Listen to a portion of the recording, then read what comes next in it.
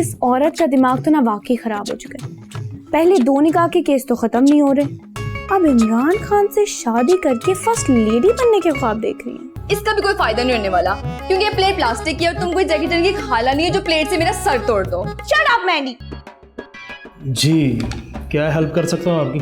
रफीक भाई, मैंने पूछना था कि अगर आपके रिक्शे कोई ठेके पर लेना चाहे तो उसका किराया और प्रोसीजर क्या होगा? और वैसे भी एक ना एक दिन तो मेरी शादी हो ही जानी है और मेरे सपनों का राजा आके मुझे जहन्नुम में ले जाएगा। और तब से ऐसी आदत बनी है, टेंशन है टेंशन है टेंशन है। अब तो रात को सोते हुए भी यही कहता हूँ। आज तुम्हें रिक्शा ड्राइवर बनाने का असल मकसद उन्हीं औरतों की नुमाइंदगी करना था जो मर्दों के माशरे में अपना एक अलग मुकाम बनाना चाहती हैं।